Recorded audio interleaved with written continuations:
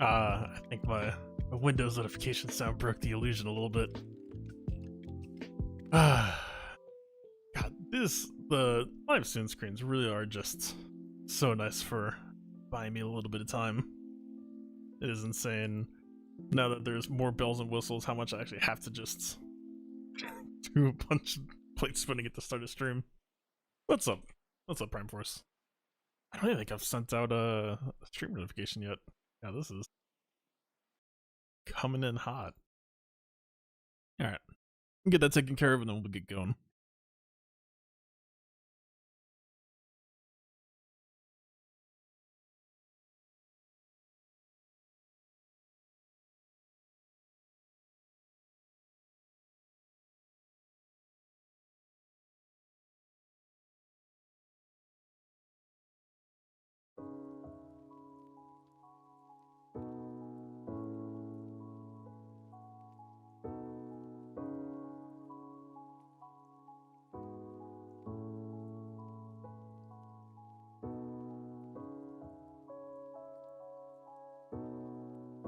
Alright, I think that should be good.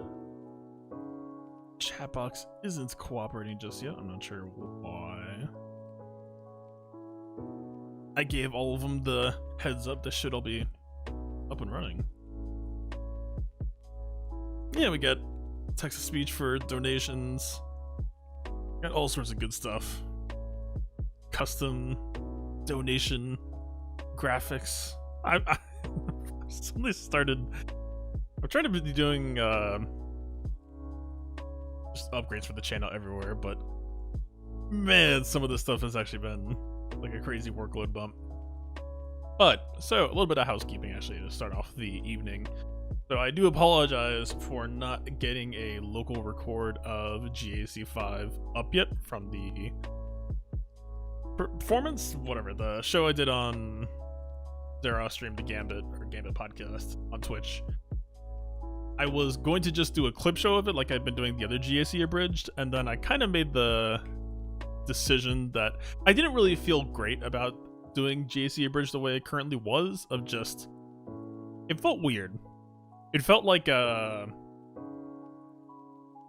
didn't feel like its own thing. It was basically just, you know, literally just hacking up a stream VOD and stitching them together to save time and take out all the in-between, but I felt like there was a lot that was being taken out in the process.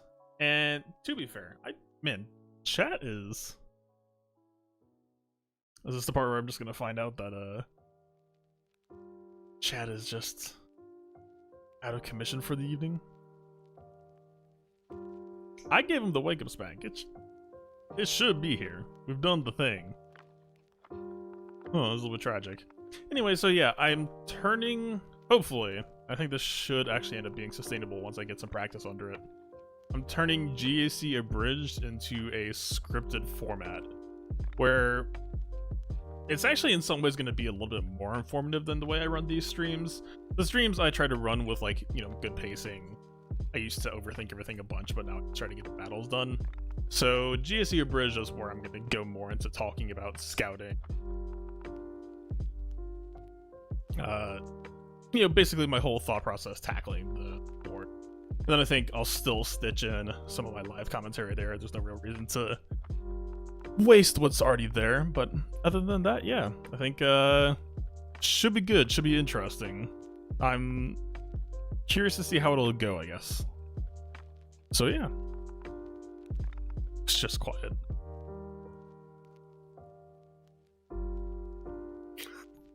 Hey, I almost went to time once, sir. It was just a nest finishing in 4 minutes. All right, I'm just gonna kick over to the matchup screen. It's not a... This chat box doesn't seem to want to wake up. Do we have... Chat, just where are you tonight? It's totally still here. Like, I'm looking at it right now. It just... I tell it to refresh. Let's see, I'll try doing refresh once he becomes active. Let's try it one more time. And chat. Nope. Huh. This is... Streamlabs just having issues right now? Alright, that's gonna be a little bit of a bummer, but... Anyway, so today is gonna be a 2 green on green text. We got the camouflage technology. I mean, I haven't touched the chat CSS at all. It's such a bummer too, because that last stream was actually the first stream that actually had everything up and running. Nice, clean, readable text, good color on, or white color on, solid backgrounds. Everything was up in nice shape. All right, it's fine. I can just disable it over gameplay since it's just going to be a green box otherwise. Yeah, we have a weird one today. We have kind of an expected full cheese matchup. He is ahead on mods by a little bit, but he's also 1 mil ahead. So generally expected him to be a longer time player, more time to farm those mods. And yeah, it's going to be, I expect, pretty heavy cheese. He doesn't have Ray, and he doesn't have Luke. Somehow, some way, that just ended up being the running theme for matchups this week. I don't know how. It feels really bizarre. Actually, I do want to kind of just dig in to gameplay for a second, talk about this. Because this feels like, I don't know. I know that it's still just like a 1 week anomaly, but... Alright, we just... Gameplay chat box, you're fired. Yeah, I felt really good about that font. Again, it's really weird. I actually might just start using that font in other videos. That font just looks pretty sick. I've never seen it before. Anyway, so now that Galactic Legends are becoming more of a thing and a more repetitive thing, there isn't really, like, we all know there isn't really room for side projects, right? But I almost kind of wondered that it means that we're kind of just a hard lock on, like, all of the past choices that we made of side projects or leading up to meta, right?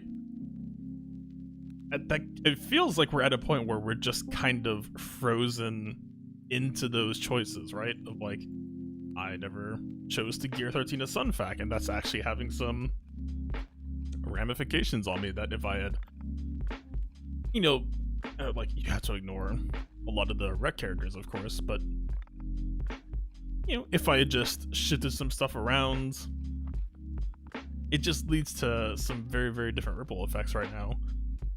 And with this guy especially, too, like, again, He's a 6.7 mil account. I'm down by like 1.4 technically.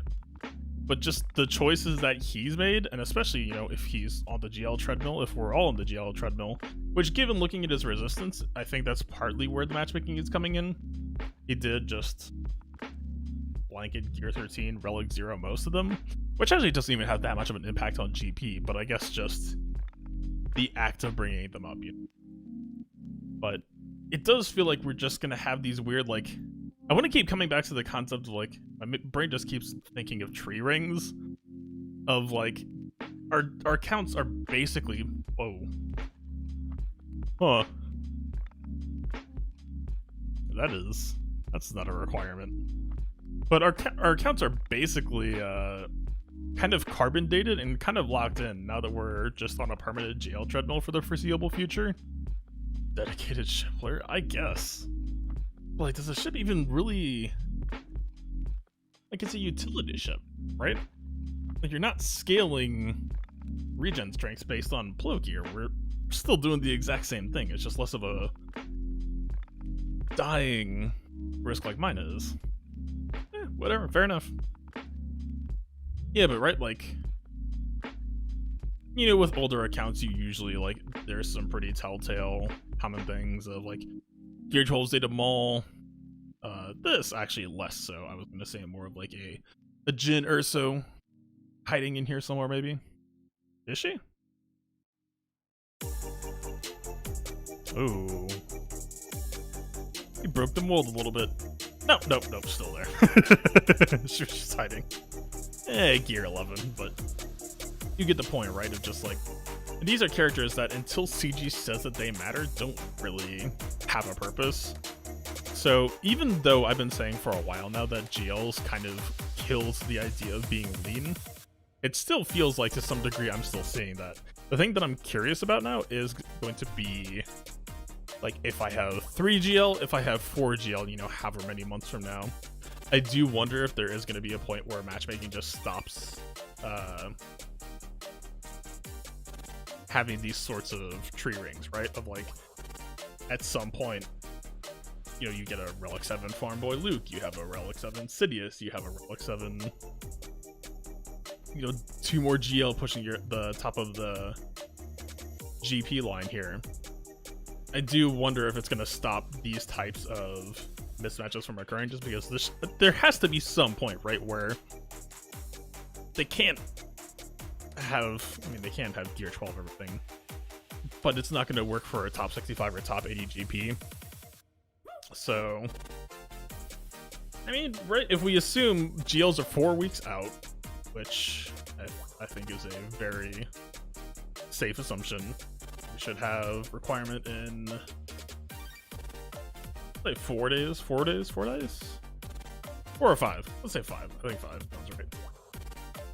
Yeah, we have requirements in 5 days, and then we have requirements 2 weeks out from that, and then event out from that.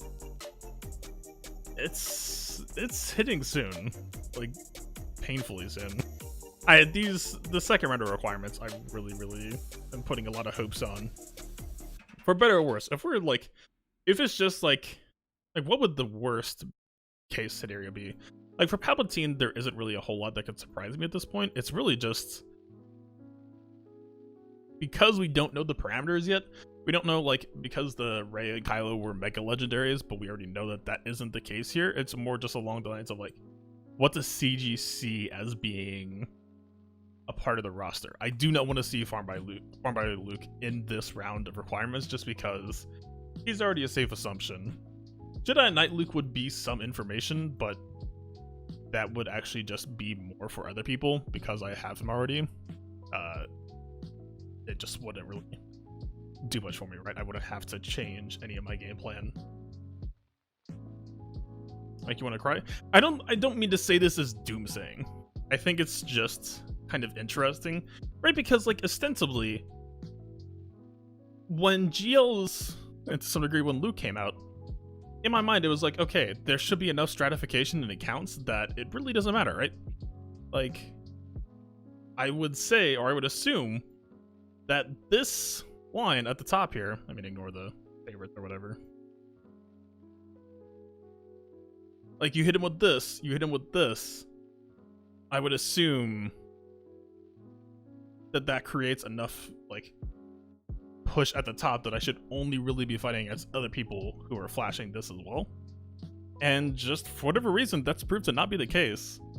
And I mean, according to the matchup bot, according to everything else, I mean, hop back into it.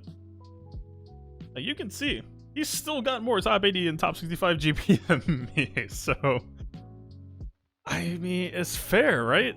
Like, it's hard to argue against that. And, you know, he definitely has, you know, more fleshed out, more well-rounded relic base in some spots than I do.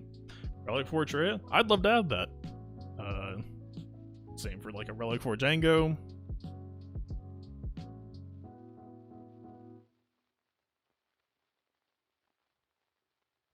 Life is getting really hard.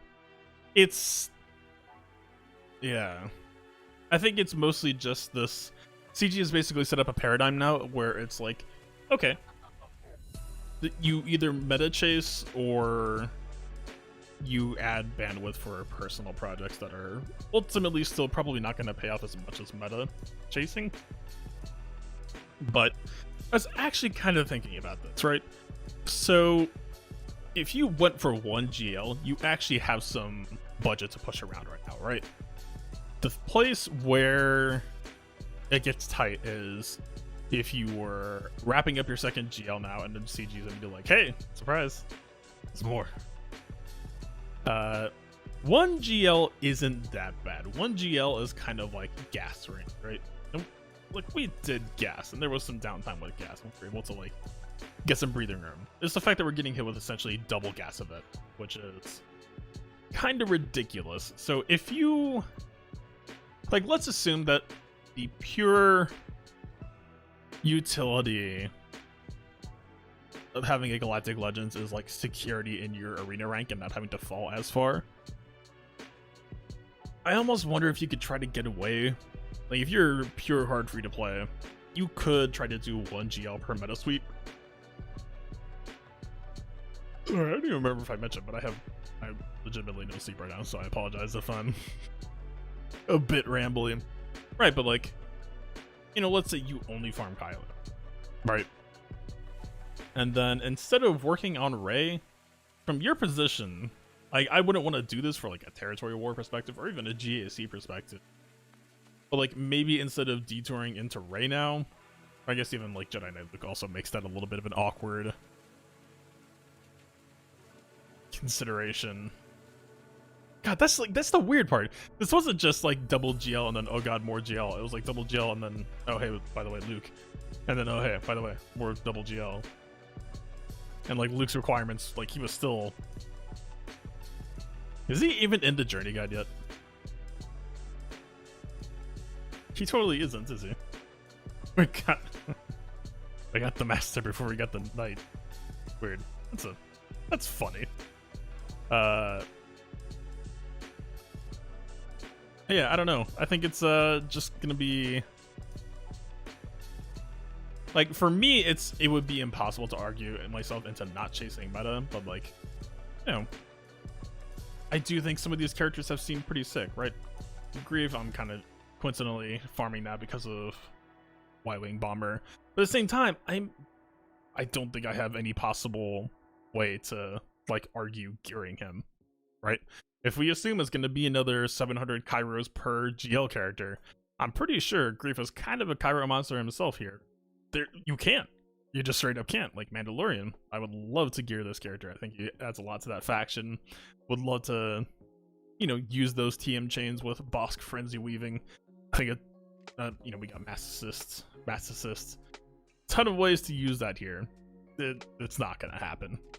Unless, like, the only real savior here, and this would just be a savior for Jedi Master Luke's side of things, is just if there's a lot of requirement overlap with stuff we've already done.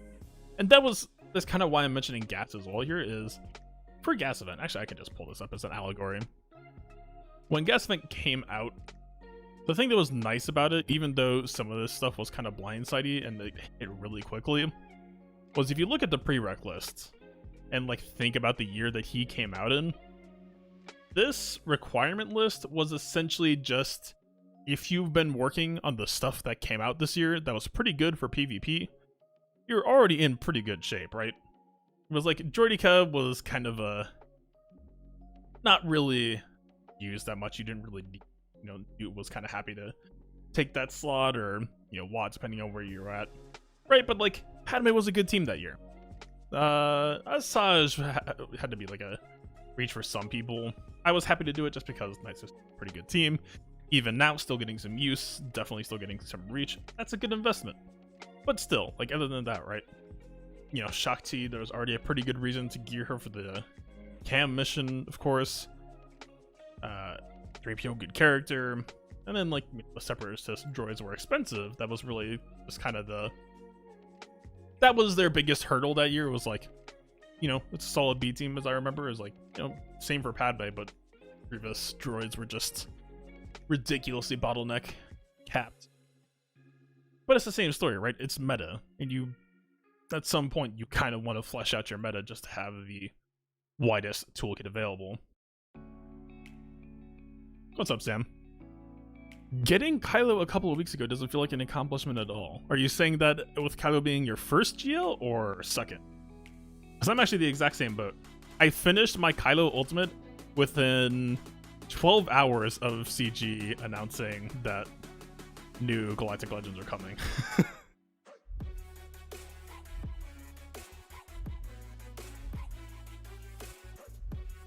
What's up, Toby? If I had just finished Rey when the announcement came out, I think I would be a lot more bitter. Kylo is just such a defining powerhouse here, right? I think it's really, really hard to be mad about finishing him here. And it wasn't like a Luke style event announcement, right? It wasn't like I just dumped everything and oh god, the event is here, right? There's still some time to rebound, even though it's like my horde isn't in the best shapes yet. I got like 350, 220, 300, right? Like we're getting there. I'm at like 350, 340 of each. I'm like kind of getting the signals into usable shape. But that's why, that really is why, like, if I keep on hitting on, like, we need the second rack, it really is because, the possible list for Luke is, like, annoyingly big.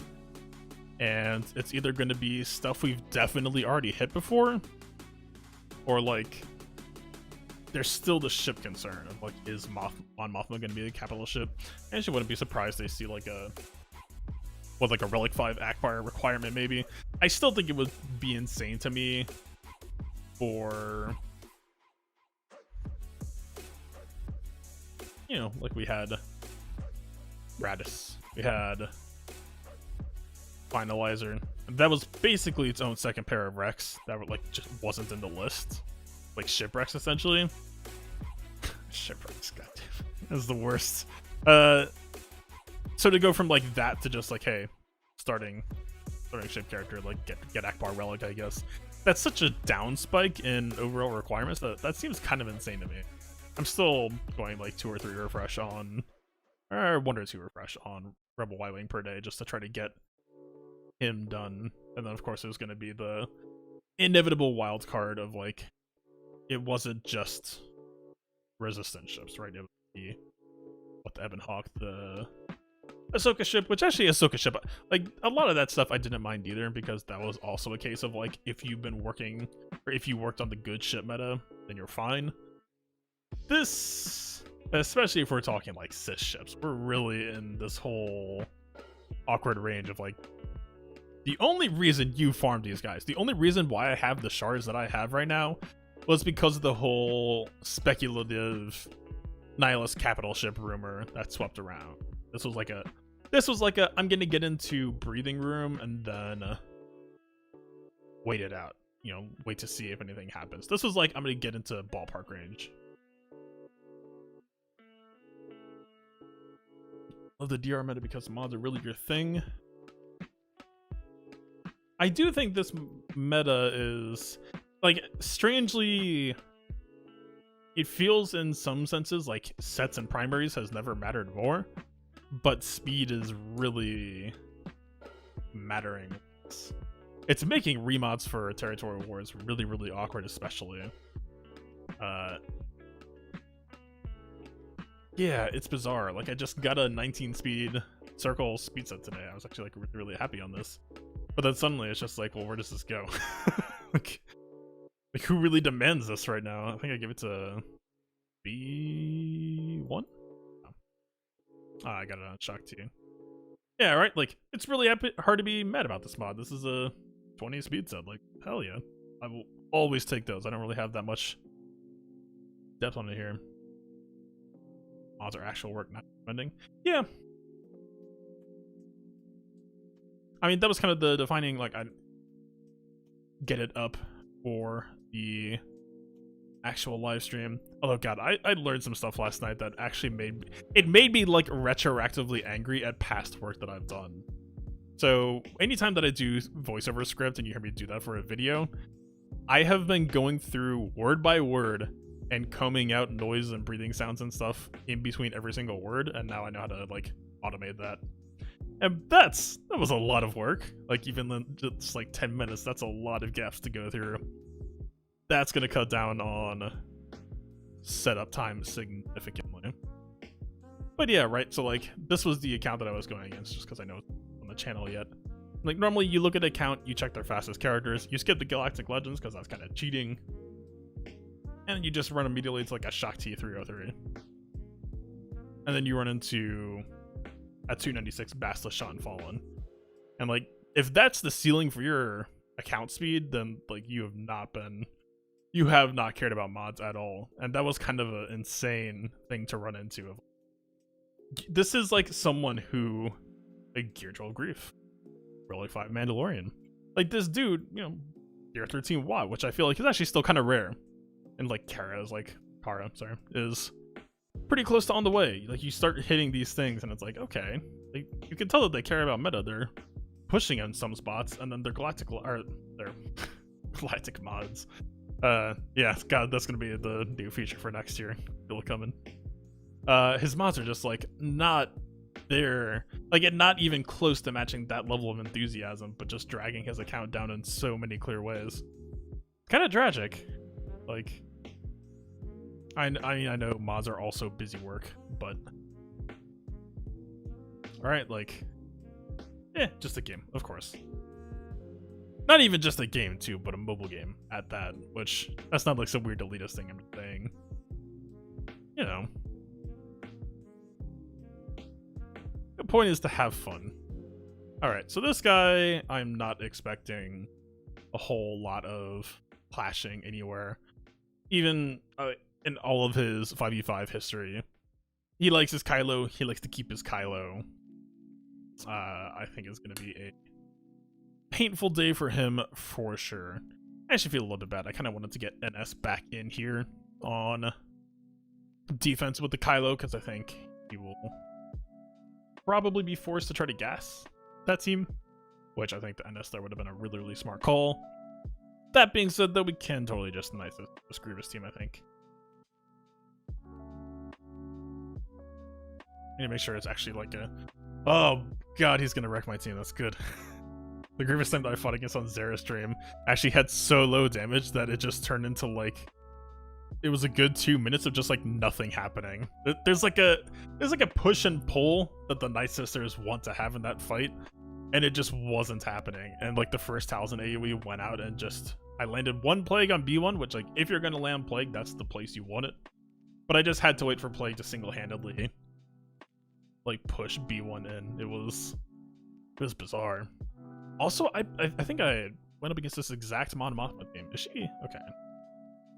I might just Treya this. So this actually went a little bit sideways on the Zera stream. Like, Treya didn't die, but I think the Mon Mothma had tenacity, and that was starting to convert into them getting pain management in a way that I really wasn't expecting. And it wasn't even like the nightmare for Treya versus Chirrut in this scenario, right? Is Chirrut doesn't have pain on. Chirrut forces or pops the cleanse and aims at Treya. So the pain gets off. and then it doesn't get reapplied because they're not assisting on Scion, and then they just go to town. I'll give it one more shot here, I think, just for the sake of science. And yeah.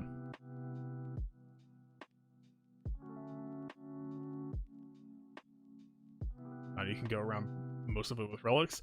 I think that's just kind of the... I feel equally frustrated too, right?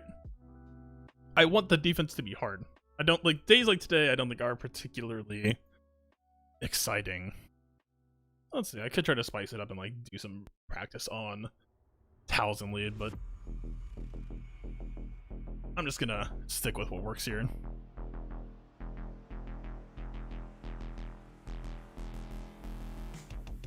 While I'm waiting, I'm gonna do a quick chat. Nope, just a hard no from chat. Alright, the only real play that I would have left here to try to get chat up would be to, like, to restart Streamlabs. Like, this exact thing. Weird. Huh, is this gonna be an exact repeat?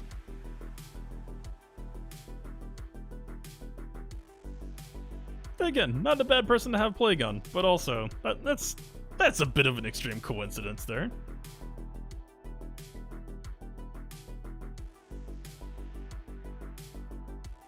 I could just pop the BB-8 right now. Is that a bad thing? I don't think it's that bad, right?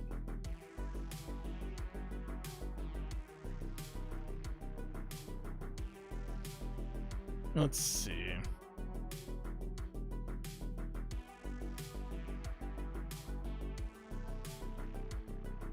Thank God, yeah. This is just... we did lose the Plague eventually. Right? Like, people are dying now. And that's giving us stacks, like Doc is getting tankier. Like, legitimately, a weak Grievous was actually the scariest thing about that last matchup. Just feels so bizarre to say, but... Look at this! Do your damage!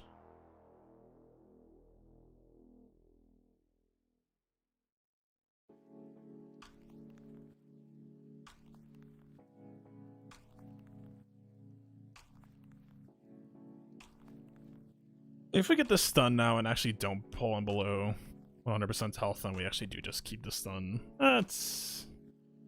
drive a hard bargain, sir. I guess we just... if we land the Plague, please, just... I know we're having... yeah, okay, there we go.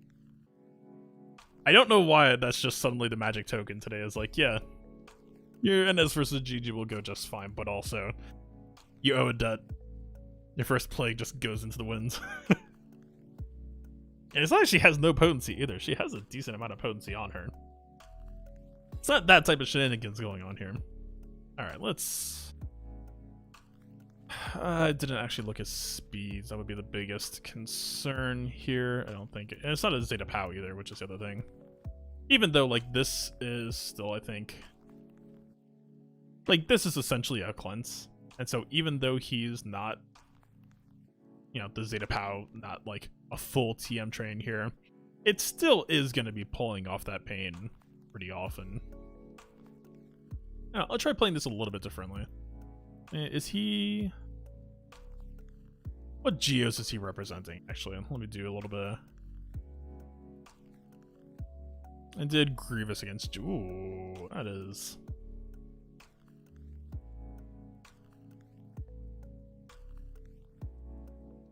okay. I actually want to call that a little bit above my Scion's pay grade, most likely. Let's see. 276. Scion actually might be ahead of Acidine. Huh.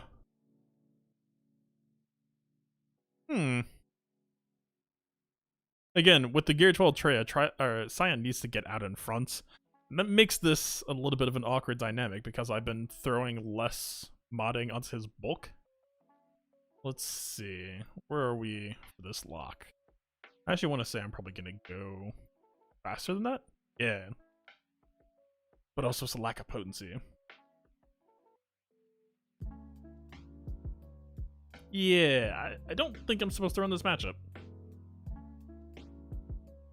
I think that Spy has enough crit chance there and high enough relic that I feel a little bit uncomfortable. So we'll give this a shot. Hot Soldier gives TM with basic. Yeah, it's not going to be as potent as Hot Soldier combined with the POW, right? With the Zeta POW. That's like the real room for TM train here. Let's see. That is not extremely not true. Yeah, it's only a 25% proc rate, right? Which, like, given everyone's mass assisting, it's still pretty solid chances of hitting.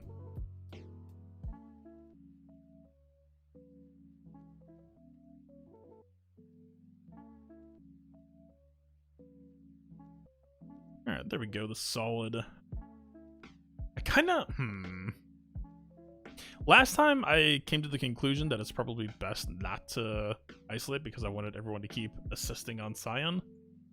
I don't know if I agree with that now. I think I kind of want to try to stop POW from spreading his holiday cheer to everyone, so I'm just gonna, yeah. No pain here. But we should still, yeah. Looking pretty alright. One thing that's a little bit unfortunate as well is Mon Mothma, of course, targets Scion when she has pain on, but she's not going to get the reapplication, so a little bit of timer there.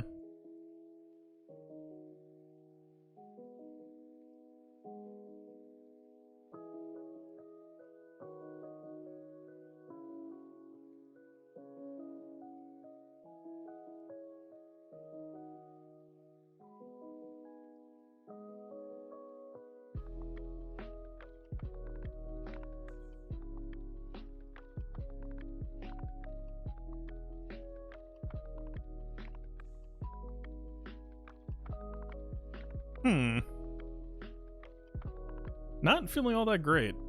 Also, less of a chance for regen with this isolate as well.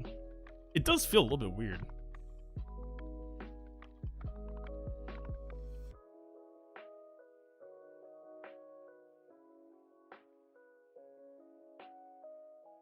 I wonder if the chase is actually kind of a negative here.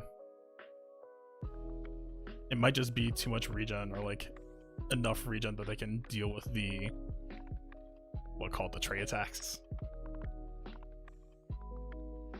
Let's see.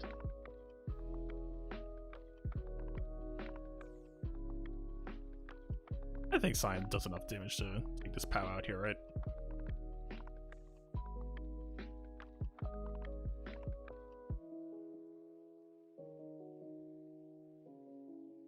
Oh, I was really hoping to see the Hellbite Hatred here. We're not quite at the point that we need to be to cycle. If Torment was on 1, then I think we just pop HBH here and go for the AoE.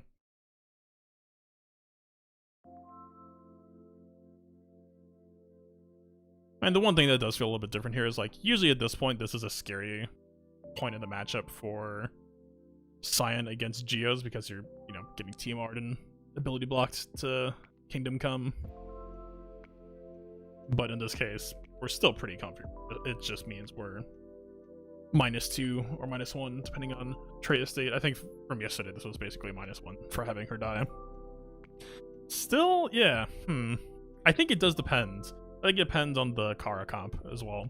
Like, this actually would feel pretty comfy nesting, right? Like, there's no Cassian, there's no major debuff control threat, and she would have been pretty happy against these debuffs. But that's why I have her for this. We have, let's see. Ooh, are we reaching the dream state? Are we? There had to be a little bit of fun spoiling. So I gave her some pretty. I did a little bit of tenacity sniping for her. The girl has been getting better at taking care of herself now. It feels bizarre to say, but I actually have like 7%.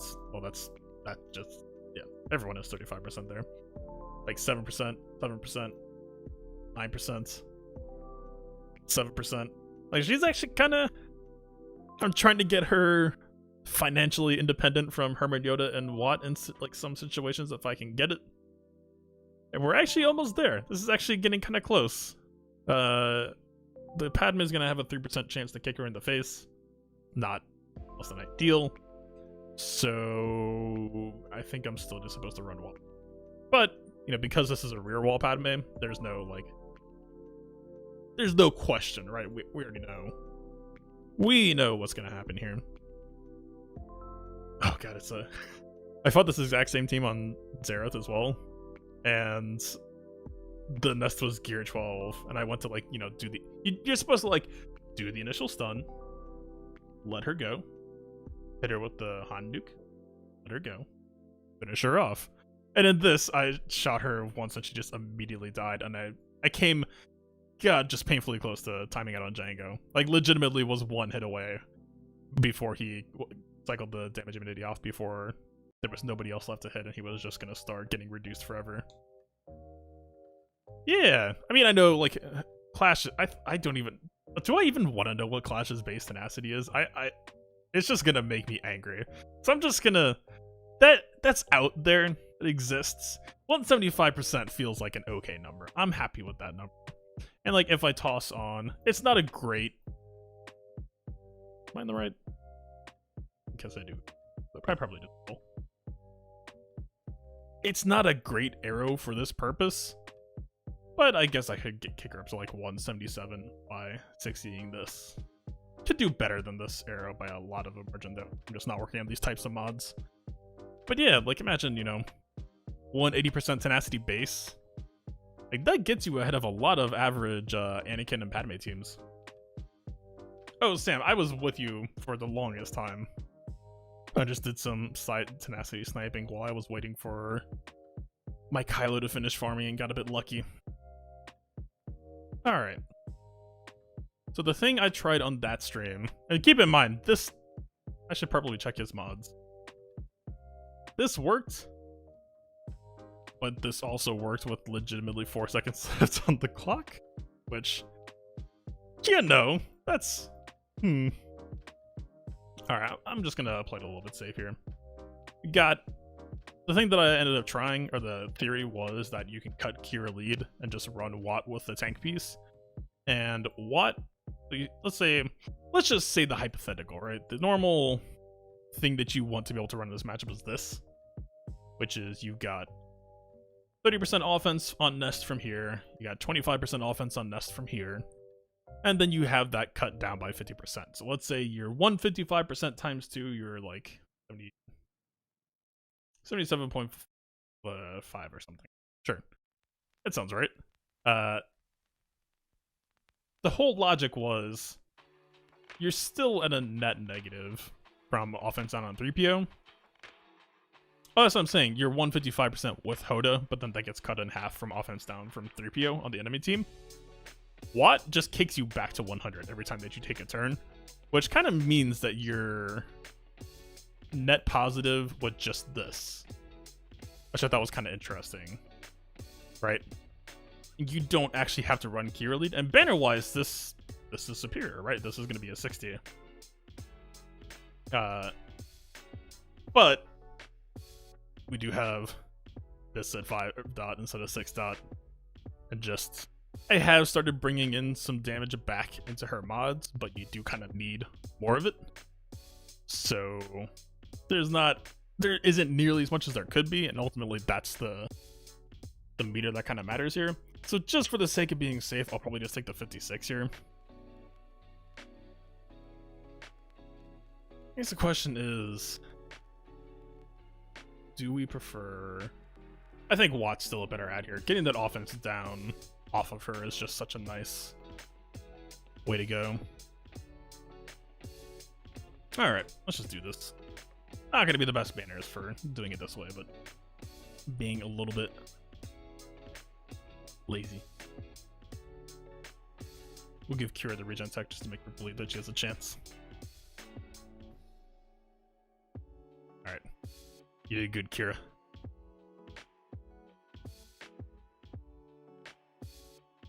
Yeah, if I was gonna go for just the raw Kira Nest, right, like, that Anakin actually wouldn't have a chance to heal block us. It would really just be Padme Kick doing the uncleansable stun, which, if you're, you know, So the logic with this tank tech, right? This tank tech, if she kinks us and stuns us, that actually doesn't save us, right? The tank piece can't cleanse that stun back off. The reason why I think it works is because even if we're stunned, we're still getting a soft Kira lead effect from the 40% protection region when we take a turn, right? So we're still getting a little bit of that safety net where we still kind of get to buy ourselves some extra time, right?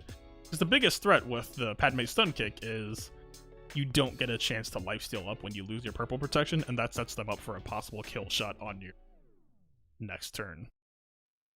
Oh, you're 184% knight. I would love to be in that range. One thing I'm a little bit unhappy about right now is I would love to have my nest faster, just because I think you kind of, with her being so slow right now, we really are just, it's a very honest way to run this counter, meaning like, you don't really get a kill on Anakin until you just have crazy ramped crit damage, which means we're going to be parked here for a little bit. Like, I like more speed in this matchup just because, you know, imagine if we were taking our next turn right now, right? He's only back to 80%. But instead now he's just back to 90. It just gives him more chance to heal. Yours is only plus 12 speed, damn.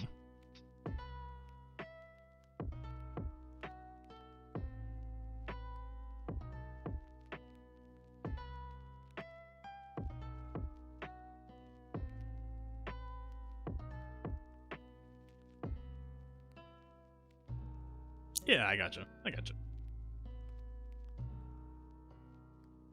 Alright, we're knocking on the door here. I still wouldn't expect a kill for another 40 seconds, actually. He should get topped off back to full health here.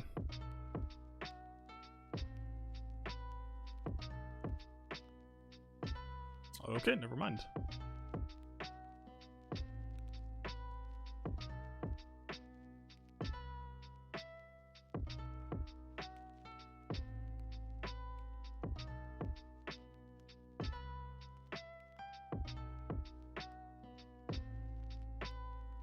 Probably crazier was Padme not really dropping heal bombs to Anakin.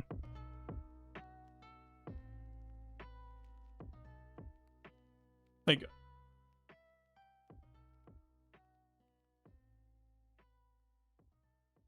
is it because I think it might, I actually haven't thought about this before. I think it's because of triple translation giving her cycle back, right? She legitimately hasn't popped heal.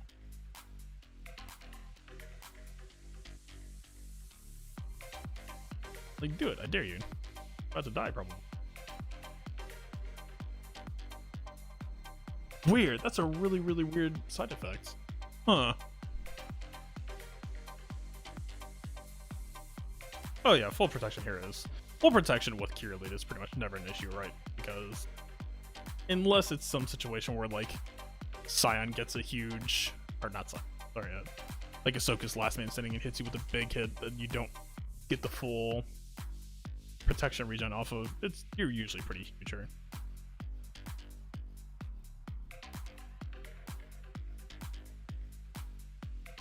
Just waiting.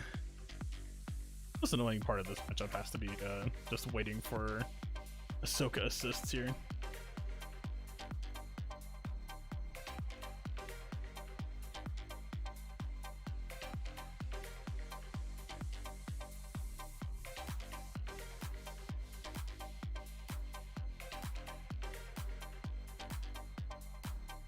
This actually probably times out here, I think. Why is... I mean, I know the Padme had plenty of health protection primaries, but... Okay, this actually might still... We just need to start countering to them to death.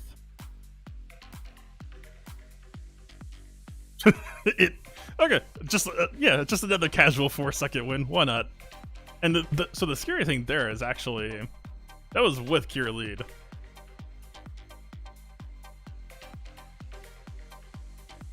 Huh. That was the exact same outcome, but with 30% extra offense. Now, okay, to be clear, like full transparency here. This guy's Padme's on some very lower level modding comparatively. That is interesting, though. So definitely the right read on needing that extra offense there. Fair enough. Man, this is a bit yikes. So... this is... I tried GG against Geos last time, and they didn't get to play the video game, like, at all. But also, the GBA was like 240 speed. This is... gonna go first. How does this feel? I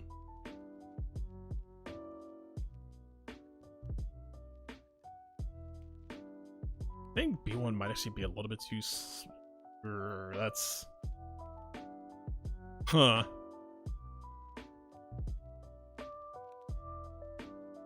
The problem is I don't want this spy coming in and just completely overriding, right? I guess like B2 should still have fairly good feeling control over spy here, but unless it was like GG Wob with revive potential, I don't know. This feels a little bit icky to me. She was R5, but I think she had all the 60 health that you could possibly want. Huh. This is different. Wait, I didn't even... So just...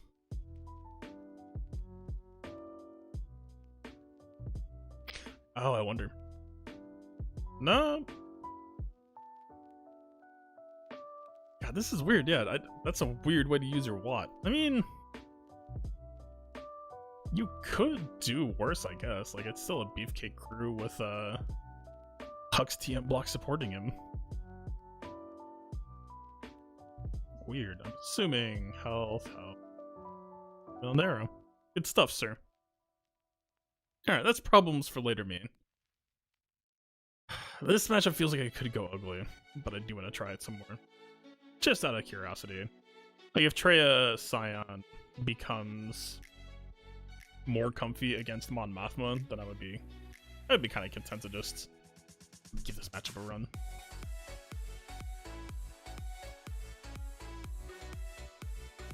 I mean, B2's gonna benefit from them activating a lot, of course. I see potential people bodies to start hitting the floor. And also B1's gonna have a really bad time if he stops getting a Magna Guard blocking for him.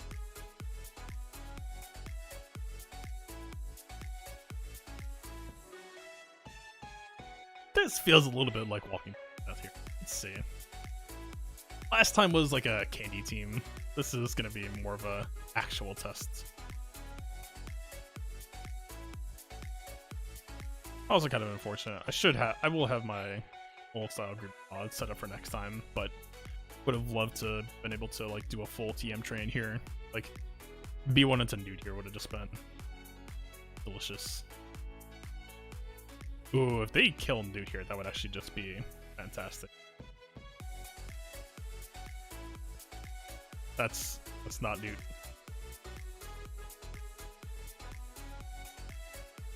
No! Buff immunity on Brutes, which is tragic. Not the sickest target lock. We're still gonna get a bit of a TM train chain effect here. I can't... I actually almost just want to get this dispel all out.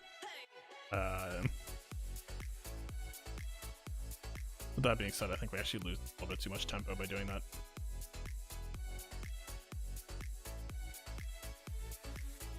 Heal? I'm almost tempted not to heal Newt here.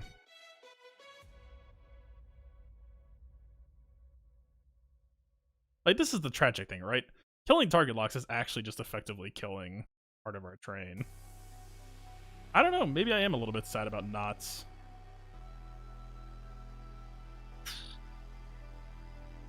Yeah, I think I'm a little bit sad not dispelling Brute. I would have rather had Brute alive and eating AoEs than keep taunting it be dead right now.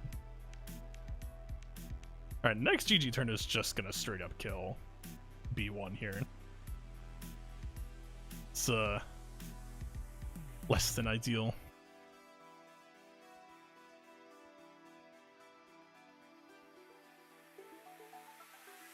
Alright, let's just put the moves on Spy.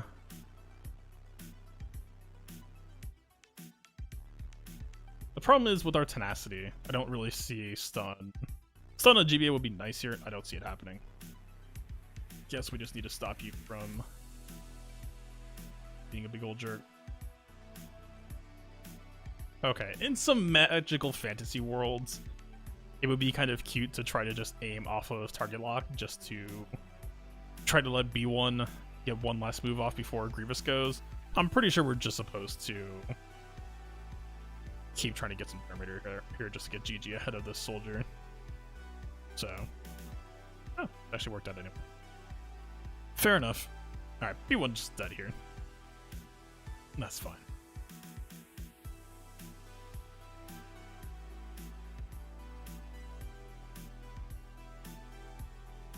Bye, sir.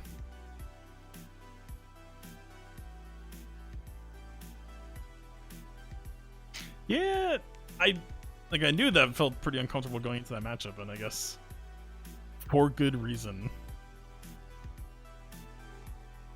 I don't know, right? I think if B1 was fastest on the team, then you had Newt picking GG up, I think that would feel a little bit better. I also do think that that Magnus stun would have, like, it's a weird choice, right? It would have given us a lot less turn meter, like a lot less turn meter. But I think in some ways it might have been more effective turn meter long term if we could just get off of Brute and not actually kill him.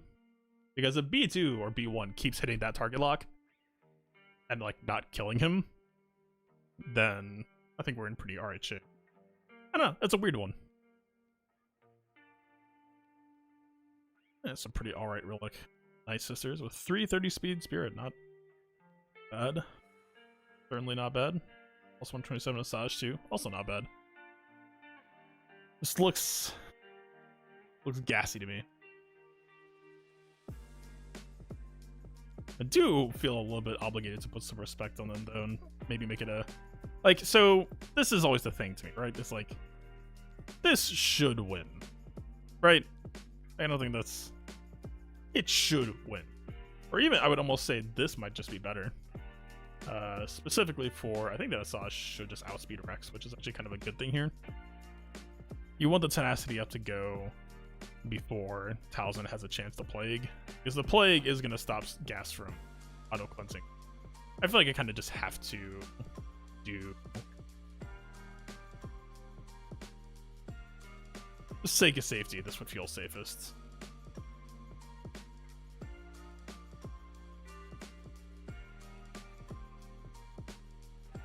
This is not bad damage.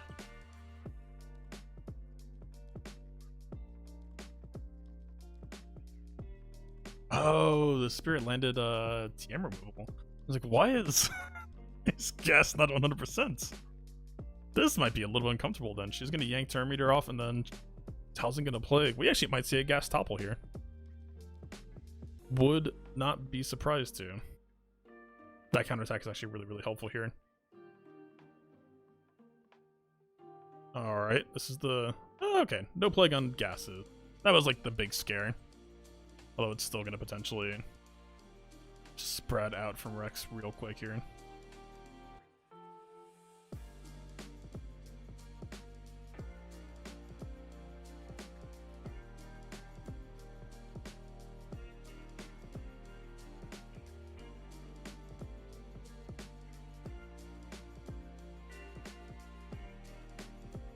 Yeah, not a very tanky gas mod-wise here, so... Not too surprising that he gets toppled here, but still. That TM removal with Spirit, I was expecting it to go for a stun, like a expected crit. That was a bit unfortunate. But I guess that is kind of soft confirmation that the AI isn't going to care about lock taunts for a Dispel, right?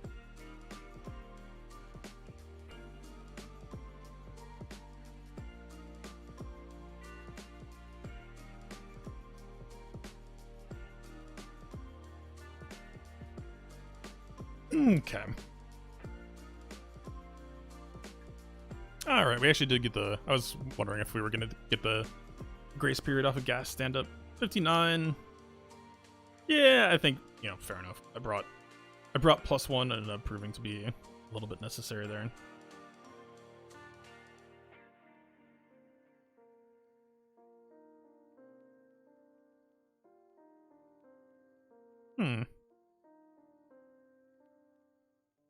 Yeah, interesting. Okay. So can't count on the possess.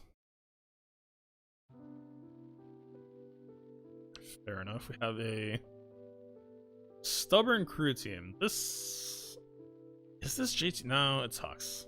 Here. What is this? Who am I? Where am I? Padme, pretty much no.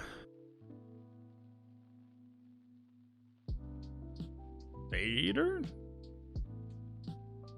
That's a big question mark. He's gotta, like, if we stick Vader with BSF, right? There's no way that he's not just popping him and going to town, right? Obligatory. 295, not bad. Definitely not bad. 324 on the Hux.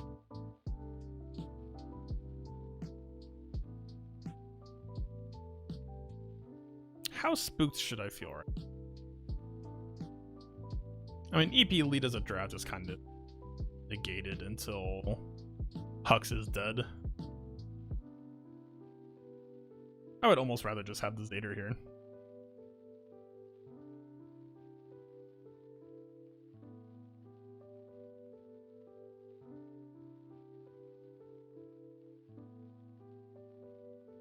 I just want to get out of factional. I want to see the big picture. Let's see. This wouldn't feel that bad, although Brute getting halted means he's kind of not really a part of the battle anymore suddenly, which feels pretty bad. Huh. I think L3 is spoken for here. Actually, technically L3 against Halt also is kind of a bad draft. Or like, she can get back in, but it's going to be a pain unless they just AoEs her to get the stun back off of her for free. Hermione would actually be kind of funny.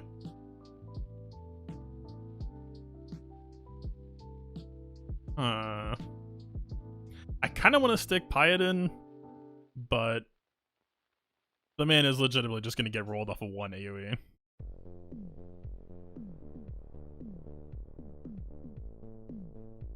Yeah, one OG Kylo AoE. Having a pretty bad time, I think.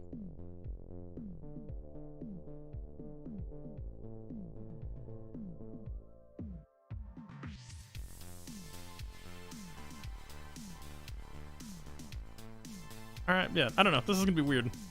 I guess Hux has some base crit avoid on the relics too, so there's actually a chance that Vader might not crit him here. Off of the Cull. Which, that would feel a little bit bad.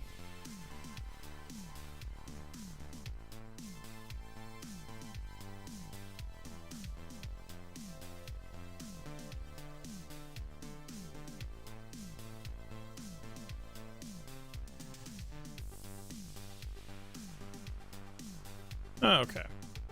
There's the halt on Brute as expected. A little bit more heat on GBA than I was hoping for.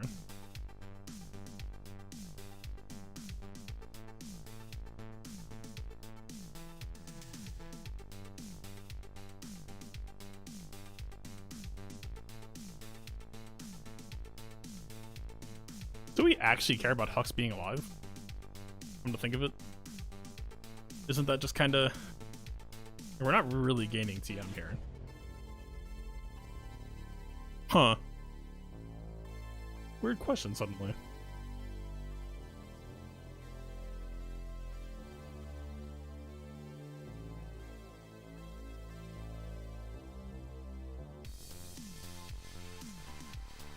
Oh, we choked on Brew already. That's tragic.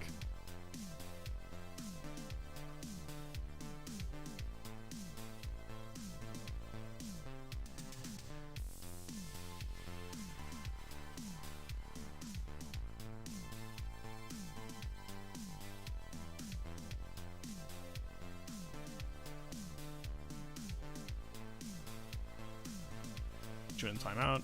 I guess tank piece actually means that that timeout doesn't actually exist.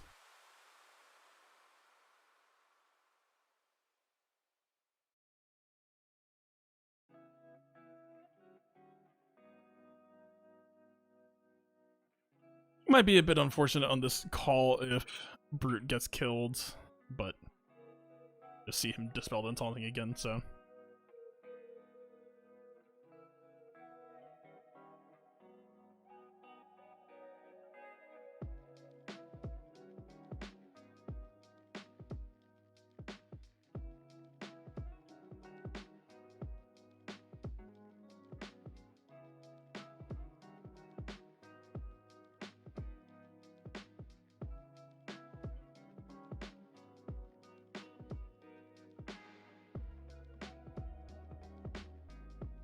Okay.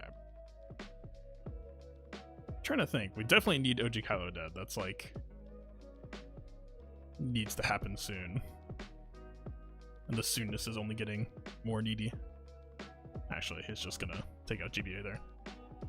Huh. Yeah, damn. If we losing MM there early was tragic.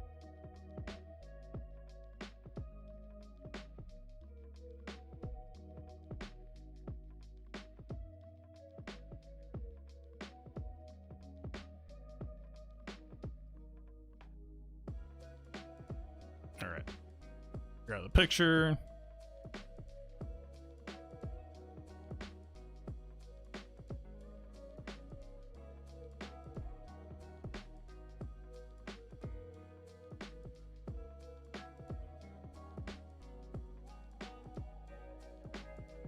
Kind of annoying, actually. Tank piece means that it's going to be... If we have time to stall and he has enough health that we actually could stall successfully, but I don't know that we actually can safely get something like Citrooper back to safe ranges here.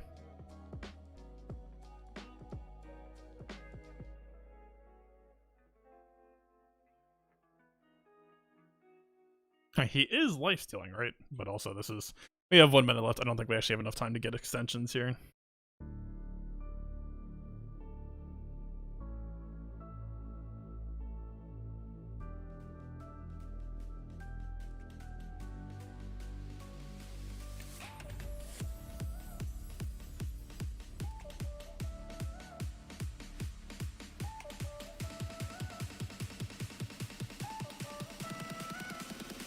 Do we?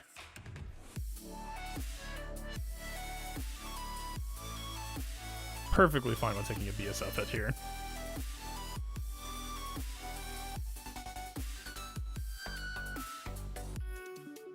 I mean, it did get there.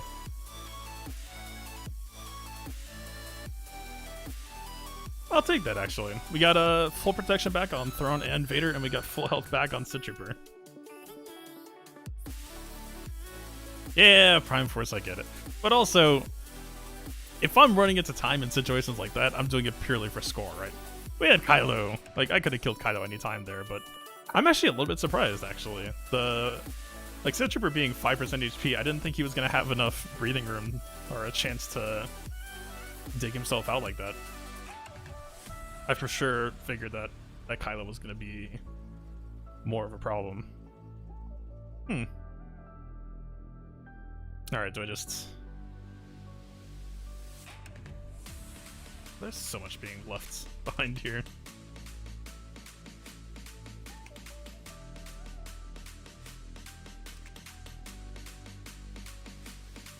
So... Like, it is just the same matchup, right? It's just a matter of Nest should take longer to kill. Django will have plenty of time to get out of damage immunity. It was only uncomfortable yesterday, or that last round, because of Nest not being able to take a hit. Right, like that's what I expected. That's perfect. I made the mistake. I tried to use CLS to reduce Dooku TM, and then he still got stunned despite being super mega tenacity build, so I guess I'll just stay away from that. I mean, fair enough, right?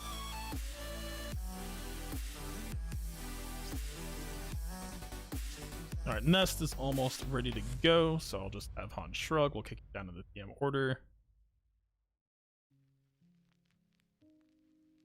Give her some of that business. We need him to take one more turn. Kind of happy to Wait.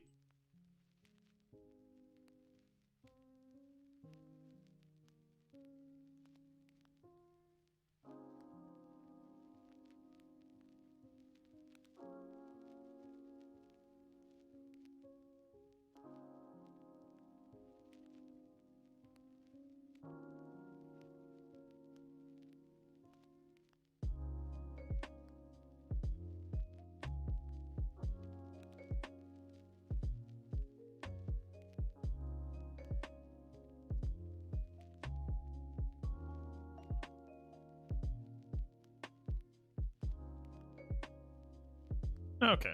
His damage immunity is about to end. Can put the burn on us. Should be resist, and then 4 chances here, but the Chewy Guard should be able to keep us healthy off of it, so I don't think it's that bad. I'm gonna think here. If Newt dies here, it's gonna be a little ugly banner-wise, but...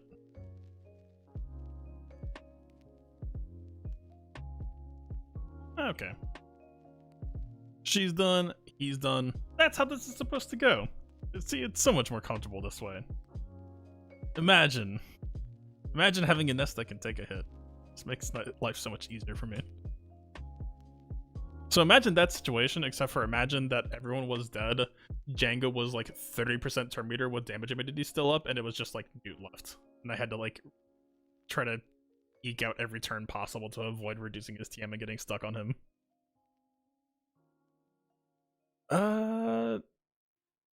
Is there any actual possible way to get Han back to full here? No. The answer is no. Fair enough.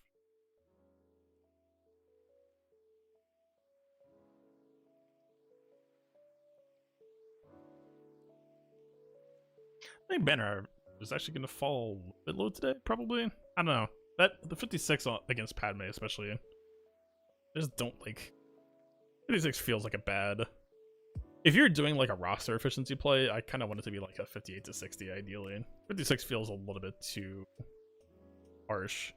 Alright, so this has just kind of been the running theme for this week because of Grievous missing mods. We're pretty much always going second. It actually makes this matchup kind of a pain, but I've been practicing it and kind of used to it. It really is just the fact that they ability block off of the buzz droids ending that makes this the most annoying.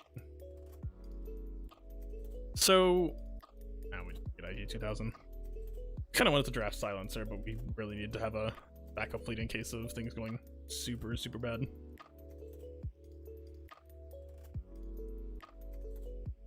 I'm enough of not of a fan of going second here that I am just going to bring 4 ships. Negotiator and D, yes.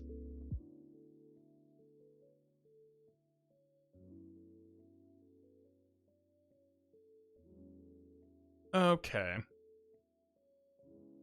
Unfortunately, that's actually one of the rare times where I've actually seen a Hyena aim at someone with buzz droids. Weird. I would almost rather not once Hyena Bomber here.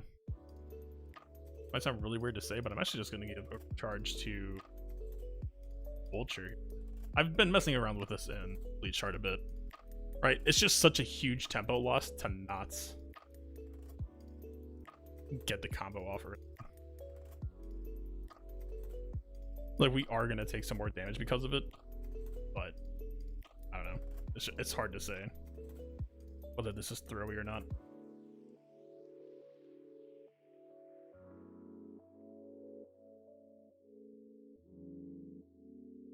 This actually is... if this is... Okay, Falcon, I'm fine here.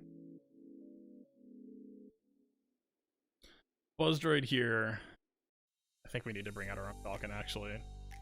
We're in defensive mode. Man, Flow would be just so lovely here for a second.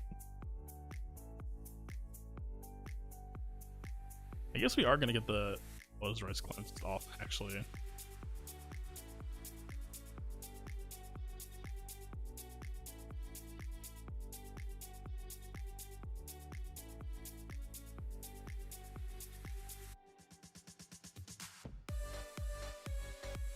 What's up, Flare?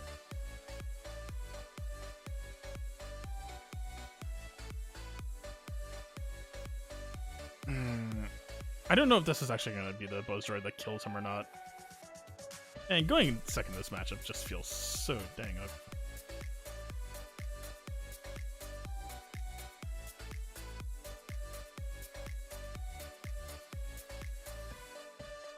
Alright, we got the third Vulture droid up. We got plenty of time. This should be a good amount of turn meter for us as well. I'll take it.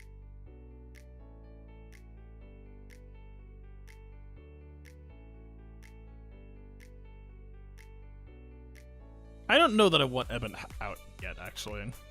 I think Falcon's going to be re-spinning soon, and I think we're just going to... Like, the Dispel isn't going to do much here, so I'll just call in Spy. This should be a dead Hyena. Yeah. Oh, that is... And we have another... Oh, this is gross. This is an insane high roll. Is it, though? We lost the Vulture. I don't actually know if we can kill him here. He's just gonna heal. I hate this. This is the worst. No, the Vulture should kill him on turn start. I think this is okay. Or just... Or he could just dodge, also. Okay, get out of here, sir. That should be match end. 55, though. That is... It's so, like... Feels like... So the reason why I've been doing Malevolence Mirrors is because now they're going first. And is that 1903? That's a bit rough. Man, I guess Treya died here. 55 with the NS. Man, that's... So 55 with NS and 56 on Padme. Feels pretty bad here, actually. But also with my GMY modding right now, I don't think I can just JK or Padme. Good about it. GMY does not play the assassin role anymore. Oh, it was GG also getting. Okay, fair enough. A little bit of a messy day. Messier than I like to see here. I mean, the teams are Relic, but I don't know. Let's see. Like, Padme isn't exactly high Benner. We had Padme left, we had Jedi left. I guess, like, ending... We even used it here. From a Benner perspective, JKR is usually a pretty easy mark for 60, so... Maybe... I'm happy with the matchups that I picked for the most part, but I think still kind of a unnecessary wait in some respect. Huh. Yeah, I think 1903 is my worst. Damn.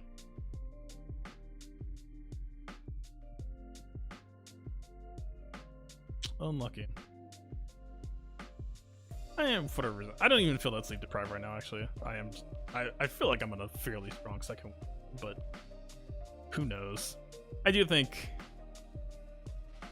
like, thinking back on this, even if we get the initial GG Armator train, I still don't know if I think that that's a good feeling matchup. Right. I'd have to think on it. Like, GG only landing 3 target lock there. Like, we landed 5 last time in the like high roll. Like, they just never got to take a turn. But GBA's latent tenacity and the fact that he's going to be spotted for better time is kind of just scary enough for me not to really want to mess with that, right? Let's... What was his GBA actually? GBA's Grievous's potency is tragic. Alright, so 56% tenacity, so we had 116. Grievous actually gets ahead of that.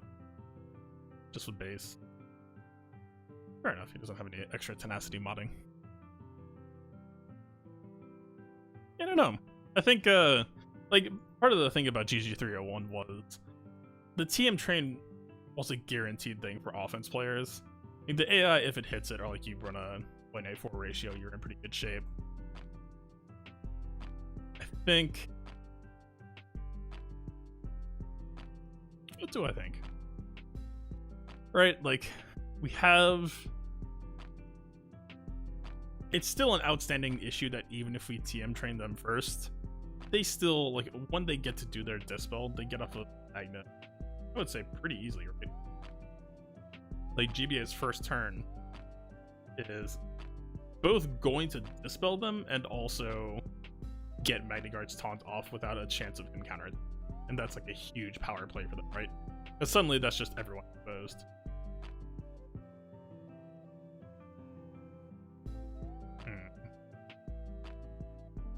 I don't know. On some level, I thought that this would be a favorable matchup. We had green and actually.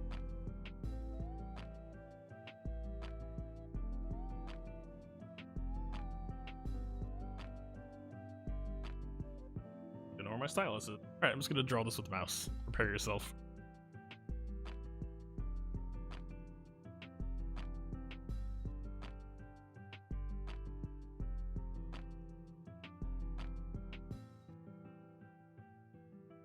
Oh god, this is gonna be very, very clunky this way.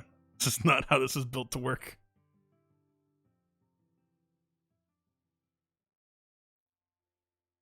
Okay. So the way that I was looking at this is plus because we have, why is this laggy too? My computer okay? We have a plus in the sense that B2 is going to yank off the stealth, so this basically eliminates a lot of Spy's threat. And I also see this as another plus with Soldier over here. We have a lot of latent crit avoid. I mean, Soldier isn't comboing nearly as much. At the same time, though, Sunfac combined with, like, we have GBA, assuming that we go first, which is kind of a big assumption as well, but would have been true with my standard Grievous modding in this situation. And then the minuses go from there in the sense that every time, probably anybody who can threaten a AoE cleanse is kind of resetting our progress and the stuff we get set up. So like, this feels like kind of a big win, but it's only a big win if we can get the Dispel off before Spy gets to go. And then the Soldier point actually feels kind of weak to me. And like, especially because they targeted B1 so fast there, that also means that like that crit avoidance argument is going down the window like extremely quickly here.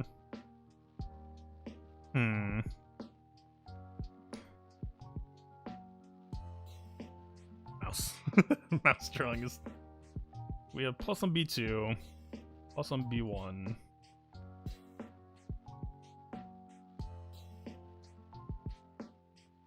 And then let's also say soft plus for there being a 6th. With the chance of the TM train, I am going to start running here's the potency crosses again, potentially, I think. Right, because like what other...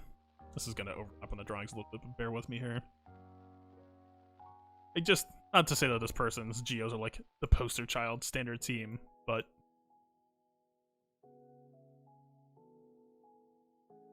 50% tenacity... Sunfac actually a pretty hefty chance of just a hard no. Okay, so a potency cross GG probably on average represents a 4 out of 6, maybe a 5 out of 6 if it's a lazy GPA modding, or at least you're looking at like a 50-50 on a 5 out of 6. Huh. Yeah, I don't know. I mean, like, the plus... Oh god, that's wrong.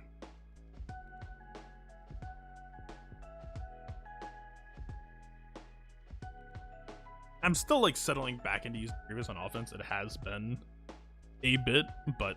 Yeah, this is such a weird thing to try to...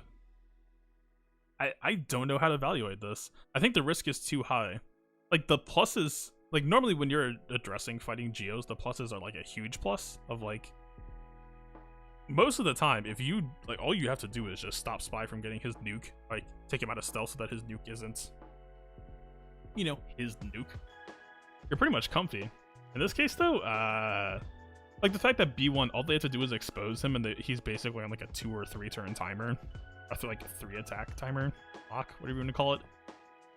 It feels really, really bad. Like, the minuses are going to happen. The pluses can get value, right? Right? Like, what's... The crit avoidance modding on the tanks, especially, like, because the dispels come so easily to them, Like, the crit points arrows really aren't mattering here either. But he's on what?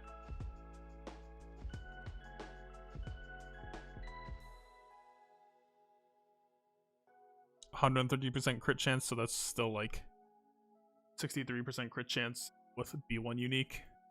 Yeah, we're not slowing his progress much at all. I don't know. I don't think I'm feeling this. I don't think I like this matchup. It can work. There is some stuff to like, but I think the risk is just... I think there's just too much exposure.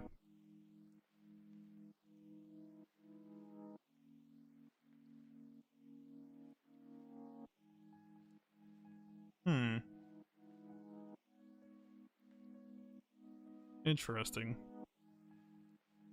I don't know, at the very least, I guess EM Train gives a hope of... I'd have to look at B2 speed, because it would need to be able to... Like, you would need the B2 extension specific, I think, here. I don't know, tough to say. Alright, I think that's enough for this stream. So, yeah, a bunch of stuff still in the works. None of it has really come out yet. I don't know what I'm doing, because I need to sleep soon, but I also want to get the first GAC Abridged video out soon. Assuming... Oh, what day is it today? I ostensibly might have a green screen face cam set up by next GAC stream. Doing this live has done some considerable damage to my ability to juggle scenes here. Yeah, I might actually be doing face cam streams next time. It just depends on if and or when Amazon decides to ring the doorbell. I managed to 60 a GG Watt team with no CD triangle. So, are you running Speed Yoda, I assume, here? Boy boot. Alright, the chat is still... I don't know why chat's dead today. Offense Yoda? Okay. I mean, if you're on offense, right? CD triangle doesn't really have that much value. I don't know. I mean, so... Let's look up... Gotcha. That's like the weird... Like, looking at GG Watt right now is... Poor chat. I'm trying to wake him up. It's just not here. Just not feeling it today. Like, the team overflow changes made GG scarier, but I feel like I'm probably overhyping the changes a little bit. So the biggest way that the TM overflow changes impact my JKR versus GG is the way, like, when I was doing, like, because we're not in a speed meta, that should mean that mods are f***ed up. So realistically speaking, I think I've actually been doing bad. Like, there's chance for a lot of improvement here. Because usually when you have extra mod bandwidth, that just means you spend budget on setting up TM chains, you know, Grievous TM chain, JKR TM chain. Your flow mechanics actually benefit JKR to a degree. So that's kind of where I was heading with this, is it's scary in a sense that B2's first activation is pretty much unpreventable. It's like straight up, I don't think it can be avoided for the turn order. But the way that I built this team is to have a Jedi always at 100% turn meter, so that if B1 activated, they would contest.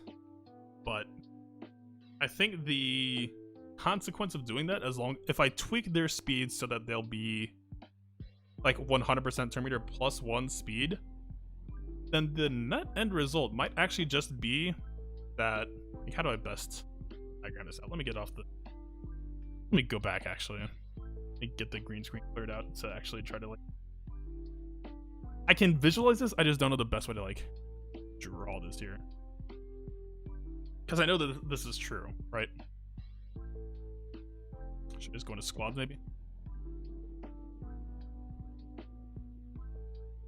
I think the TM overflow changes might have actually just straight up solved the GG Jedi matchup in a way that's kind of sick, actually. I just haven't had a chance to poke at this yet. Or you know, Galaxy Heroes could just hard crash. It's weird. So BlueStacks has never crashed during gameplay ever since the BlueStacks update, which, like, you know, hell yeah, that makes me happy because there was a hot minute there where everything felt like it was crashing. But for whatever reason, it will just, I'll switch menus and lost DR Bassi versus NS. And I mean, both Ribbons versus NS can actually go kind of sideways sometimes, given the wrong thing happening. All right, let me just get a. Is this still just yeah? Oh, from the old GAC days. I'm actually kind of happy that this exists. This was like pre-stream.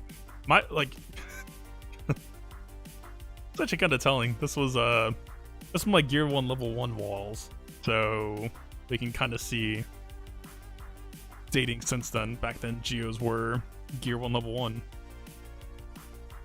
You should have feared turn 1. But aren't you just, like, best case, you're just fearing zombie plus lead, right? I like AoE shock in DR versus NS, right? The shock is, like, the best part of, like, what you need to get control there. Did Bastila maybe fail to CBN Talzin?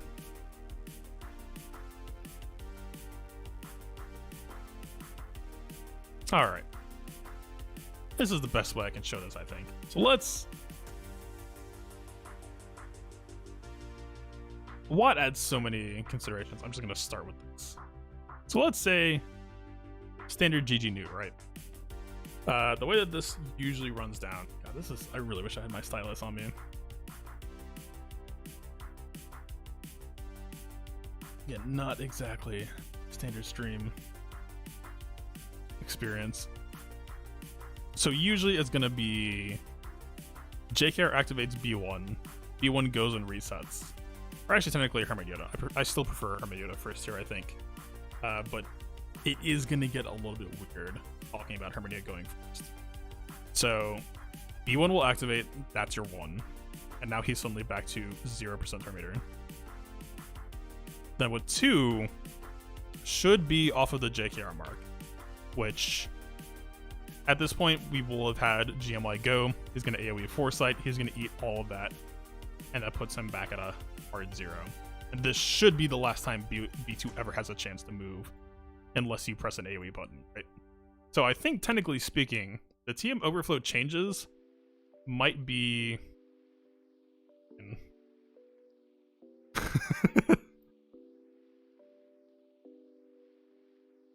This almost just needs to be on a separate sheet.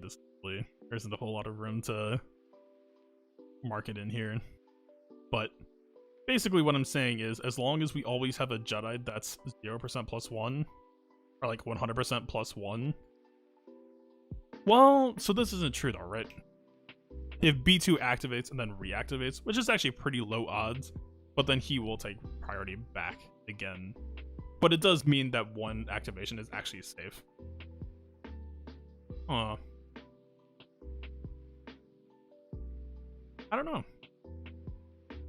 So theoretically, like, the way that this gets scary, or the reason why I stopped doing stuff like Jedi marking Grievous, is because of the scare of B2 gets a couple of high rolls, activates just a couple of times too many, and then now that B1 seems to be doing pretty intelligent heal targeting, then you're in pretty good shape.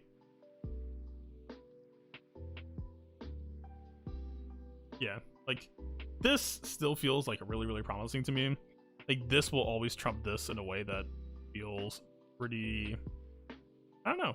It's just it's a type of mechanical consideration with builds that we've never actually had in the game before. And in this sense, I'm actually really, really happy about TM Overflow. This is hard luck. This is how I'm reading this. This is double U's. I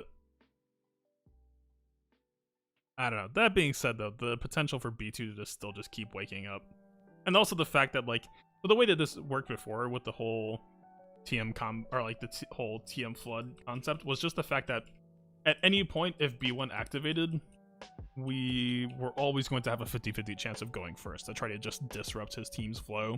Like, make sure that B2 activating wasn't a guaranteed screw over. What this means, though, is it basically creates a priority system that's like predictable, but almost in a bad way. Like it, in a weird sense, the RNG was almost kind of a shield here, right? Of the first B2 activation is always going to go off, which wasn't true before. The second B2 activation is never going to go off, which was also true, or which also could happen, but we're not, like, we're gaining a guarantee there, but it isn't new, right? It's still just a way that matchup could have played out before. And then the same situation again, the third gets priority again. That feels like more negatives than positive, actually. Like, in a weird sense. And especially because, right, like, in certain tie situations as well, you could just have one Jedi, or like two Jedi, like whoever was next in the turn order, as well as a GMY 100% turn meter off of assist. It feels like the new rules are kind of still benefiting B2 a bit more than the Jedi, even though, like, don't get me wrong here. If you're just doing single target assists onto Grievous, most of the time, like, B2 didn't wake up in these matchups, right? We don't have a crazy chance of him waking up. It's only 40%. So, I guess it's actually technically. So, you know, you're doing your master's training, or I guess technically it would probably be on SA. You could actually try to do SA first. Would. You're gonna have to, I don't know, it's all weird. Right, but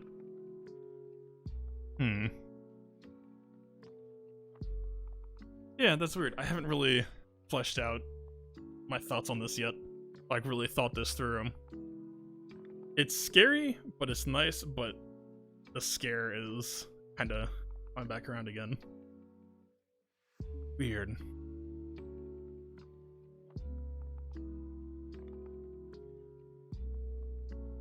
Like, we really are just basically 100% +1 versus thresholds of either 0, which is a loss, 100%, which is a loss, or 200%, which... I guess thinking about it that way, it sounds like a good sell. I apologize for that noise. I don't know if that picked up. Alpha's a mess right now. Yeah, I don't know. I'm too tired to, like, think through this well right now. I need to get some sleep, but yeah. I'll have to think on that. I think there's definitely something to be worked with there. It's just, I don't know. I don't know if it's easy to argue yourself into marking Grievous anymore.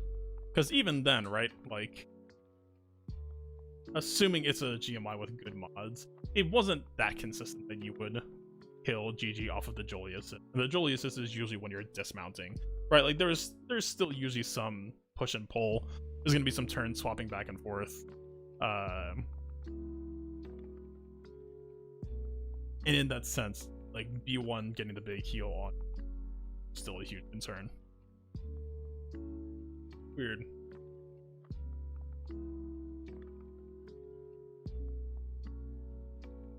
Alright.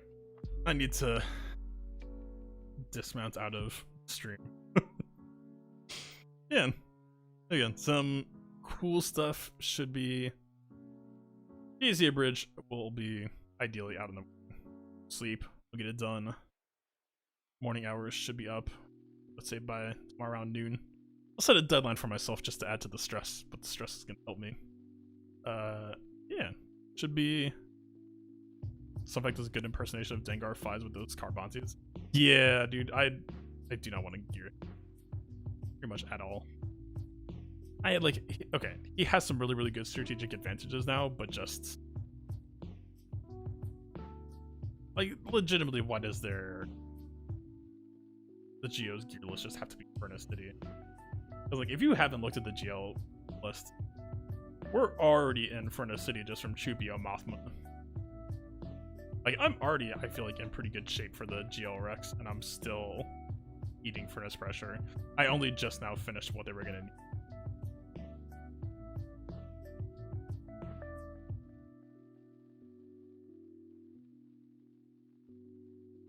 I forget that JTR is a requirement.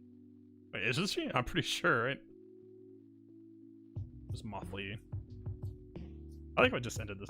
Didn't.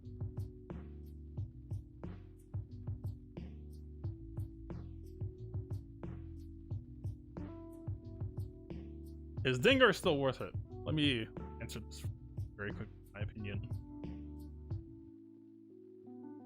So,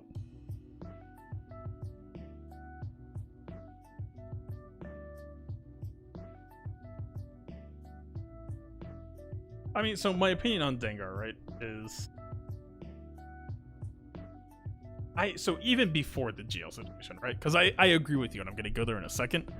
Even before then, I don't think Dengar really demanded that much gear. Like, his kit was already just gonna be his kit. Like, I've looked at the GAC histories. Like, this wasn't just like I don't want to gear Dengar. This was actually a very calculated decision at the time. We still get the crit immunity when it matters. He's still gonna survive and take a hit. He's still gonna drop into stealth.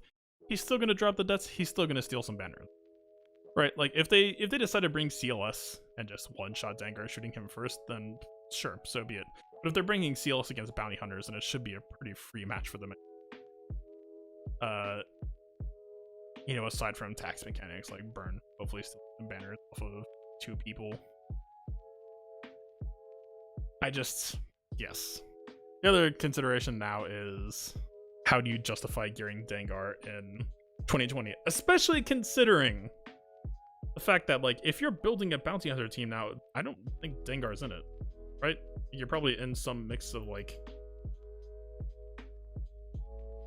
isn't it just gonna be this? And that's not even to diss on Dengar, right? I'm not saying that as, like I like Dengar. I think he's fine, you know, his Mini Mind Mayhem tends to be pretty good for activating contracts as well. Yeah, totally a flavor. It's this. It was always going to be this. But like, I say this having gotten a little bit of heat from my guildmates recently. I'm like, why is there Dengar Gear 9? And like, A, like, I don't think people even use them anymore. B, Dengar in 2020. C, would you rather I gear Dengar or get, like, I'm just gonna say Jedi Master Luke because it's, I would be shocked if I have the chance to go Supreme Emperor Palpatine first, right? Like, there's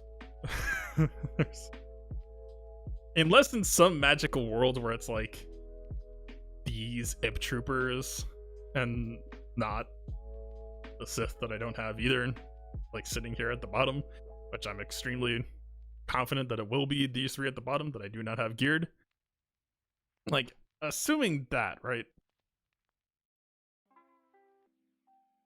Yeah, it's like, would you rather me gear Dengar, which, like, if I was gearing bounty hunters, Dengar is on the clock of like 2 months, in which he's promptly getting benched most likely, or Galactic Legend. And it almost feels like a cop-out argument, right? It is kind of lame. Because, like, on some level, it's like, yeah, you know, this is the dynamic that CG has created now. Is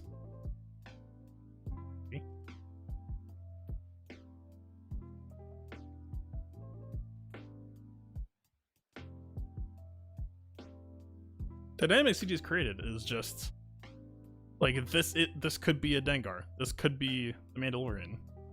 This, I would almost definitely say, like, this could just be a Gear 11 Mandalorian, but just it's not going to go anywhere. Like, CG has essentially said you're not doing anything for a month. I guess unless you decide to pre-gear stuff now, which, like, I don't know. If the EP recs are ridiculous enough, then I actually might just be down. And by ridiculous, I just mean ridiculous for me to consider doing, right? Fire is so scuffed. Oh yeah, so I agree, his lead is good, but you don't need to gear him for that to matter, right? That's like, it's like the same argument that I'm really trying to make here, is like, he doesn't need gear to do the stuff that he's good at, right? Like, you just level him up and the lead is going to persist after he's dead. Like, none of this is to say that I'm dissing on Dengar. It's just to say that I don't think that he needs gear to do what he was gonna do.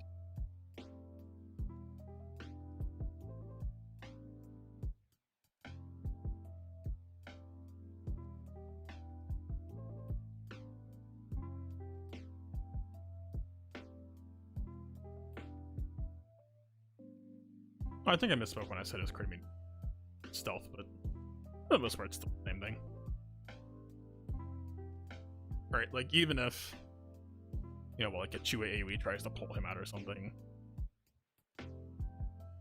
I don't know. I just, like I said, I've done the check work behind this. Like in TW, maybe it's not going to be as prominent, but I don't think. Bounty hunters in TW are kind of question marky to me, at least on defense anymore.